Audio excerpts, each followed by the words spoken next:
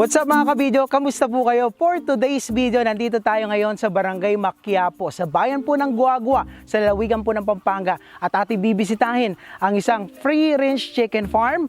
Ating alamin ang iba't ibang breed ng manok na kanilang inaalagaan at ang proseso ng kanilang pag-aalaga. At the same time, kikilalanin po natin ang may-ari dito. Let's go!